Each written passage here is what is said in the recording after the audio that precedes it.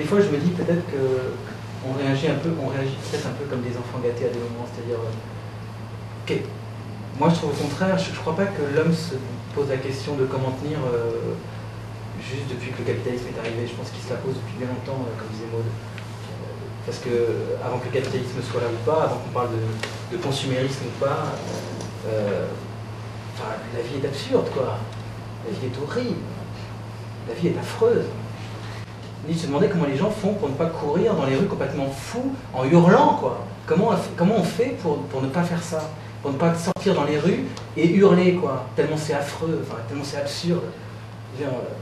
Apparemment, les scientifiques se sont mis d'accord pour décréter que les dinosaures étaient disparus parce qu'un immense météorite s'était écroulé sur la Terre et avait fait une explosion d'1 million de fois Hiroshima et avait décimé tous les dinosaures qu'il y avait sur la Terre. Et je me dis, c'est extraordinaire qu'on puisse décréter ça aujourd'hui, et en même temps je me dis, mais ça veut dire une chose, c'est-à-dire que ça peut arriver à n'importe quel moment. Et, on peut le voir en analyse ou en psychanalyse, que bien souvent quand on nous fait parler, on ressort un petit peu le discours parental, où on dit des textes que l'on a lus ou choses comme ça. Et moi, ce qui me fait tenir, c'est essayer vraiment de faire naître ma propre parole. Mon vrai texte à moi. Toujours, en fonction du contexte dans lequel vit l'homme, il a ce besoin de tenir.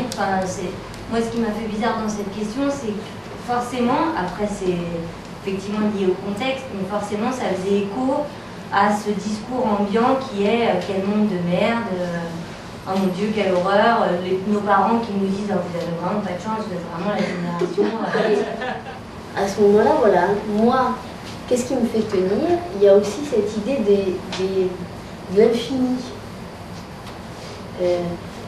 Et quand je parlais tout à l'heure un peu de la complexité, dans mon esprit, c'est un peu ça. C'est-à-dire comment maintenant, dans notre monde globalisé, mondialisé, il y a quelque chose d'une complexité qu'il faut prendre en compte. Alors, est-ce que je suis capable? Je ne sais pas. Est-ce que c'est difficile pour moi? Parce que je me défends aussi, c'est-à-dire finalement il se passe un drame quand on écoute les infos, parce que je crois que malgré tout, qu'est-ce qui nous fait tenir aujourd'hui? Aujourd'hui, je ne sais pas si ça c'est générationnel, mais il y a quand même cette idée de la multiplicité des informations qui sont là, présentes, des stimuli autour de nous, etc. Et qu'est-ce qu'on en fait? Et aujourd'hui, moi, ce qui me fait tenir, c'est de me dire, pour continuer justement cette parole d'espoir, moi j'ai le sentiment que, modestement, il faut que je me réapproprie des espaces de parole. C'est pour ça que je suis venu, c'est que j'ai lu il n'y a pas très longtemps, j'ai entendu quelqu'un qui disait aujourd'hui il faut se réapproprier l'espace public, justement pour tenir cette parole, quel qu'il soit, et justement descendre, prendre des risques, et me mettre...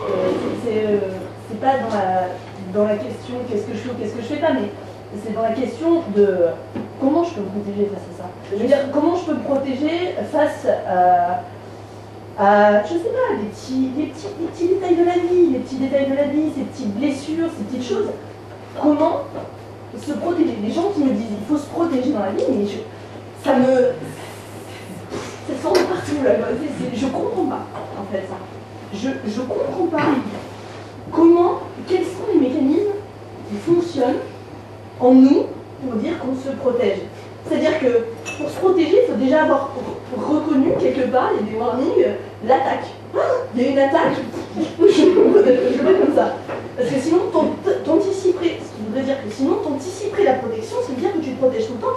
Ce qui veut dire qu'il y a un moment, ta sensibilité, elle n'est plus à fleur de peau. Il y a toujours une pellicule qui fait que tu vivras jamais vraiment les instants. Ouais.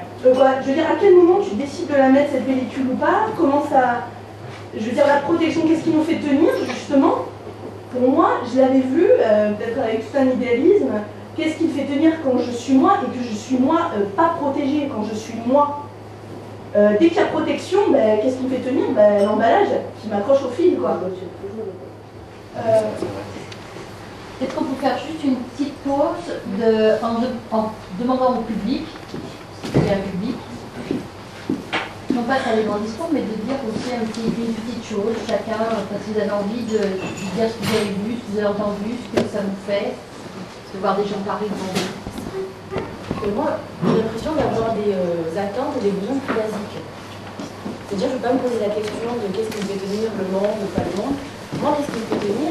C'est tout simplement de voir mes parents contents, fiers, faire en sorte que tout se passe bien. Ce qui me fait tenir, c'est de me dire, peut-être qu'un jour, je vais rencontrer quelqu'un, je vais avoir des enfants. C'est vraiment des besoins beaucoup plus basiques. Oui, attendez, là, en fait, donc vous avez envie, vous auriez eu envie d'être plutôt dans ce cercle-là. Ouais. D'accord. C'est les spectateurs, donc les spectateurs, est-ce qu'ils ont tous envie d'être dans le cercle, ou est-ce que d'être à l'extérieur, ça procure autre chose?